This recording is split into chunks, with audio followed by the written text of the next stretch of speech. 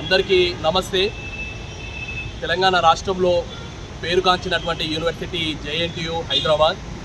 ఆ జేఎన్టీయూ హైదరాబాద్కి సంబంధించినటువంటి అండర్లో నడుస్తున్నటువంటి కొన్ని కాలేజెస్ సిఎంఆర్ కావచ్చు, రిలేట్ కావచ్చు, ఇచ్చినటువంటి R18 క్వశ్చన్ పేపర్ని 2023 డిసెంబర్ నాడు జేఎన్టీయూకి సంబంధించినటువంటి నోటిఫికేషన్ ద్వారా విడుదల చేయడం జరిగింది.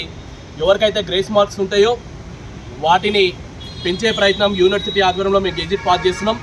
అందరు విద్యార్థులకు ఆ యాడింగ్ గ్రేస్ మార్క్ని యాడ్ చేసి అందరిని కూడా పాస్ చేయబోతున్నామని చెప్పి ఈరోజు వాళ్ళందరూ కూడా పాస్ అయిన తర్వాత మళ్ళీ ఆ విద్యార్థులకు అందరూ కూడా కాల్ చేసి మీరు ఫెయిల్ కావడం జరిగింది కాబట్టి మళ్ళీ ఎగ్జామ్ రాయాలని చెప్పేసి ఇలాంటి విద్యార్థులందరూ కూడా యూనివర్సిటీ నుంచి కావచ్చు, వారికి సంబంధించినటువంటి కాలేజీలో ఉన్నటువంటి యాజమాన్యం కావచ్చు పిలిచి మళ్ళీ ఎగ్జామినేషన్ ఫీజు కట్టుకోవాలి, సప్లీ కట్టుకోవాలని చెప్పేసి పేర్కొనడం జరిగింది.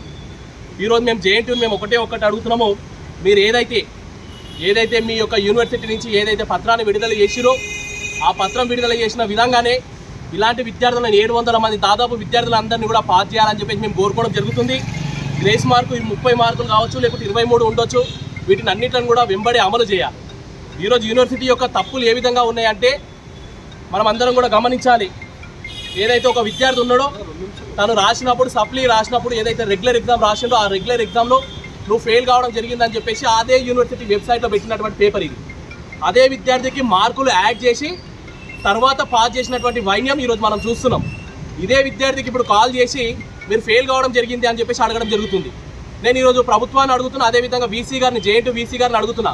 ఈ విద్యార్థి పాస్ అయినా కదా అనే ఒక ఉద్దేశంతో ఆ సప్లీ నెక్స్ట్ వచ్చినటువంటి సప్లీకి ఫీజు కట్టలేడు, అదేవిధంగా ఎగ్జామ్కి కూడా పోకుండా నేను పాస్ అయినా అనే ఒక ఉద్దేశంతో అబ్రాడ్స్కి వెళ్ళడానికి ప్లానింగ్ చేసుకున్నటువంటి విద్యార్థికి ఇప్పటికిప్పుడు 2-3 రోజుల నుంచి కాల్ వచ్చి నువ్వు ఫెయిల్ కావడం జరిగిందని చెప్పేసి వెబ్సైట్లను మార్చి ఆ యొక్క విద్యార్థిని కూడా ఫెయిల్ చేస్తున్నటువంటి సందర్భము ఈరోజు మనం గుర్తు చేసుకోవడం జరుగుతుంది.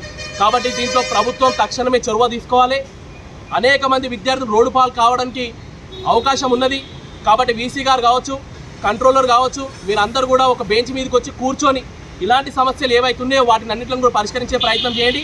వీరి బ్యాచ్కి సంబంధించినటువంటి వ్యక్తులే, ఈ బ్యాచ్కి ఎవరైతే విద్యార్థులు ఉన్నారో ఇదే బ్యాచ్కి సంబంధించిన వ్యక్తులని పాస్ చేస్తూ మీ యొక్క వెబ్సైట్లో పెట్టి వాళ్ళ సర్టిఫికేట్లు, ప్రొవిజనల్ సర్టిఫికేట్లు కూడా ఇష్యూ చేయడం జరిగింది. మరి ఈ విద్యార్థులు తప్పు చేసింది ఏంది? ఆ విద్యార్థులను మీరు ఎందుకు పాస్ చేసారు? మీరు ఇచ్చినటువంటి జీవో మొత్తం కూడా అందరికీ సంబంధించినటువంటి జీవోనే కదా. ఈ విద్యార్థులు ఏవైతే R18 అయితే ప్రిపరేషన్ ఏదైతే జరిగిందో ఆ విద్యార్థులు కూడా R18 ప్రిపరేషన్ జరగడం జరిగింది. కాబట్టి వీటిని అన్నింటిలో సమస్యలను పరిష్కరించాలని చెప్పేసి హైయర్ ఎడ్యుకేషన్ దగ్గరకు వచ్చి మేము కంప్లైంట్ ఇవ్వడం జరిగింది. తక్షణమే వీసీ గారు, కంట్రోలర్ గారు మీరంతా కూడా ఒక బెంచ్ మీదకి రావాలి. తక్షణమే నిర్ణయాన్ని మీరు ఏదైతే తప్పుడు నిర్ణయం తీసుకుంటో వాటిని వెనక తీసుకోవాలి. ఇలాంటి విద్యార్థులకు అందరూ కూడా న్యాయం చేయాలని చెప్పేసి కోరుతున్నాం. లేకపోతే భారతీయ జనతా యువ మోర్చా ఆధ్వర్యంలో యూనివర్సిటీ ముట్టడి కావచ్చు, హైయర్ ఎడ్యుకేషన్ ముట్టడి కావచ్చు, వాటిని మేము ప్రయత్నం చేసి ఇలాంటి